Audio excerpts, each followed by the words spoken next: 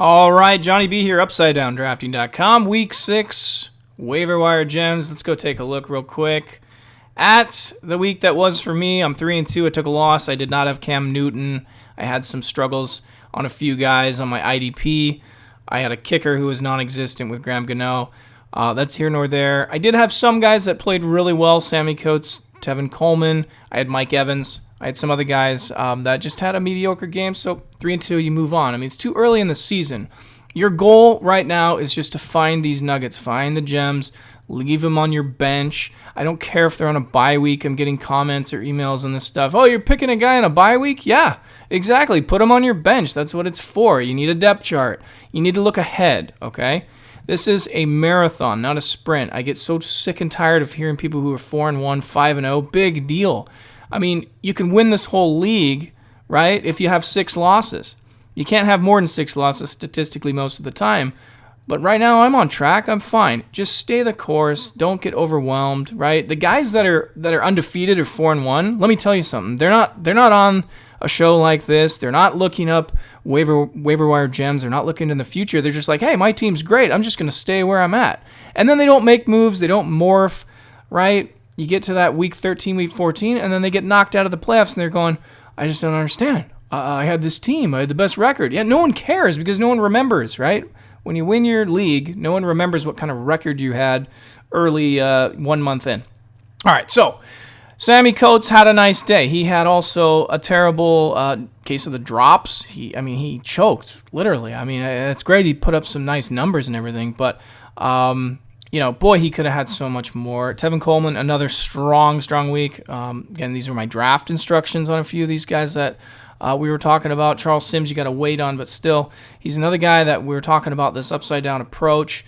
And so at least we got some gems that are already on our team. Back to week 1, I also told you Eli Rogers, right? We wanted both. Antonio Brown, I don't have to talk about him. He's being covered. He's still a monster, but he's being covered. We want that slippery number 2 wide out, okay? I'm not a big fan of Wheaton. And with Jesse James now in the middle, filling to what the tight end situation's always been for Big Ben, you can send Sammy Coates on the flywheel run all the way down the sideline like he did opening play of the game. You can throw so many other balls, and when Eli Rogers gets back, I still have 2 to choose from. Couple guys I've been talking about recently, Hunter Henry. I'm hoping that you got him. If you didn't, it's way too late. He's gone. And then the other guy we keep talking about is the bench hold for later. Of course, Kenneth Dixon. We're not saying an immediate plug. I'm telling you to go get these guys on your bench. And again, I don't care if they're on a bye. Go get them, right? This is what you do. It's up to you. You're going to draw your own conclusions. I'm not going to tell you who you're going to start. I'm going to tell you who I think, if you can, and these folks are available on your waiver wire, let's get them on your bench and try to work them in, whether in a 12-man league or a 14-man league. Most of the stuff I talk about is for a little bit deeper or dynasty type of aspect. All right, so Bobby Rainey, God, he's looking just like Shane Vereen, right? I can't tell them apart. I mean, it's great. I love him. Is he there in your wire? I don't know. But if he is, let's get him. I think he should make some moves and move a couple pieces around to get him. Sproles, I don't think I have to go into him other than Ryan Matthews gets hurt. This is about the time where he gets hurt. Something's going to happen to him. And I just think with Wentz and the way Sproles is going to help a rookie quarterback out with these dump passes and, cheap yards, and Sproles, say no more. There's my running backs for week 6, okay? As we look to the wide receivers, you got to say Meredith, right? Kevin White, potentially not even going to be around this year. Kevin White, who I drafted and who I recommended, is on my team. But I'm just sad to say that now you got to look to a guy like Cameron Meredith now. I'm saying about 8% of your budget. I'm sure a lot of you could probably factor in going a little north of that, but I like Hogan the best. That's the Pats wide receiver. I think he reeled in 2 really large, gashes. He had 4 for 114 yards, if I'm not mistaken. But he is a wide receiver 3 and a flex opportunity. The thing is, he's just starting to outgain some targets, and that's why Hogan's going to be valuable. Tom Brady back, say no more on the wide receivers.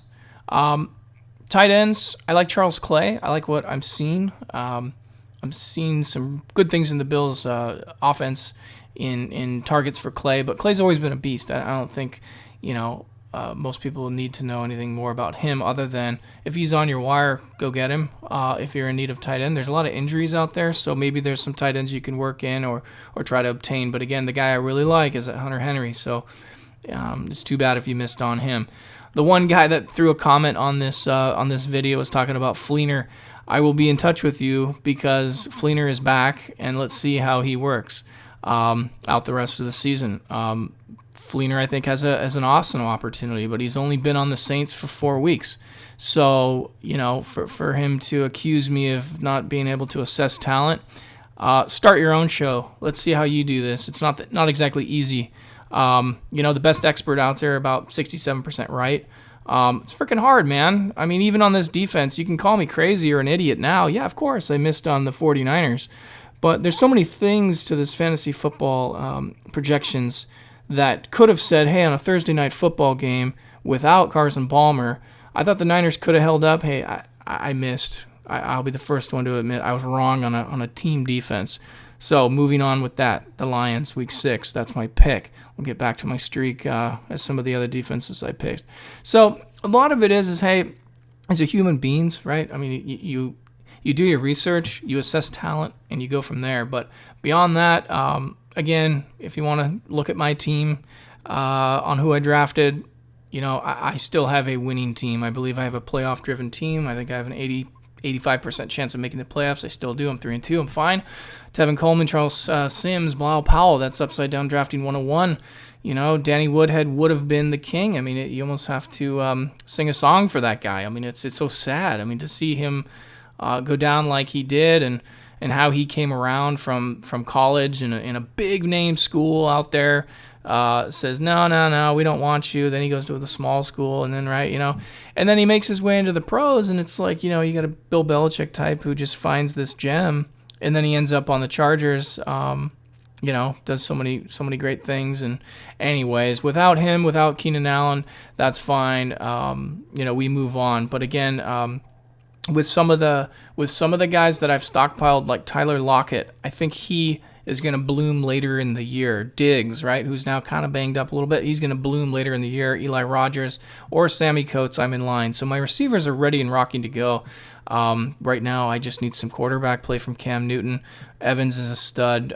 He was worth every single penny going in the second round. And then, like I said, I've made some moves to try to fill in those wide receivers. Ideally, what you're going to want to do is just really find the gems on the wide receivers going forward.